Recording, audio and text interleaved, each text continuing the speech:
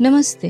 अब तक आपने बहुत ज़रूरी चीज़ें सीख ली हैं, जैसे पैसा क्या होता है, आय और खर्च क्या होते हैं और पैसे का बहाव कैसे होता है।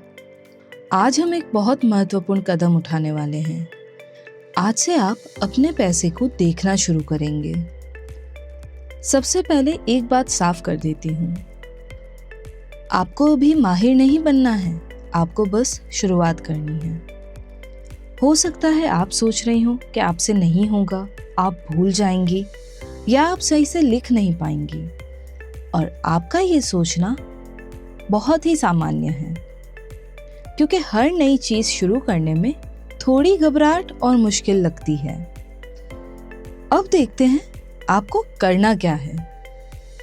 एक कॉपी लीजिए और उसमें लिखना शुरू करिए। आज आपने जितना पैसा खर्च किया है वो सब लिखना है। दूध, सब्जी, ऑटो, बिस्किट और इनके अलावा भी आपने जो भी खर्च किया है वो सब लिखिए। छोटा हो या बड़ा, हर खर्चा लिखना है।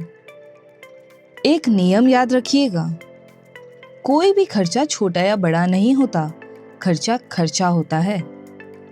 10, 20, 50 ये सब मिलकर ही बड़ा पैसा बनता है, और यही छोटे खर्च सबसे ज्यादा पैसे खत्म करते हैं।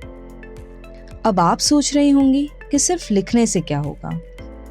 पता है, जब आप लिखते हो ना, तब आपको सच दिखता है, और जब सच दिखता है तभी बदलाव मुमकिन हो पाता है। जैसे किचन में आप अगर लिख रहे हो कि कितना राशन इस्तेमाल हो रहा है, तो आपको पता चलेगा कि क्या कम हो गया है और किस जगह रोका जा सकता है।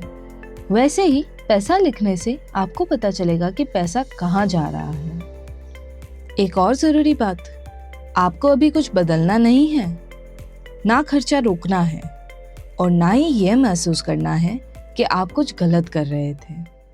आपको बस अभी ध्यान से देखना है, जैसे कि एक जानकार व्यक्ति देखता है। शुरुआत में हो सकता है कि आप भूल जाएं। इसके लिए आप मोबाइल में नोट लिख सकते हैं, या रात को याद करके लिख सकते हैं, या अपने बटुए में एक छोटी सी पर्ची पर लिख सकते हैं। याद रखिएगा, आपको माहिर नहीं बनना है, बस नियंत्रण बनाए रखना है।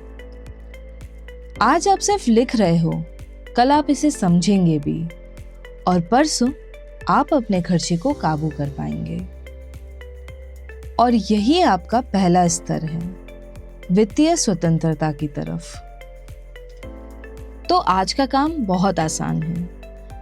आज का हर खर्चा लिखना है, छोटा हो या बड़ा, सब लिखना है। जब आप पैसा लिखना शुरू करते हैं ना, तब आप पैसा समझना शुरू करते हैं।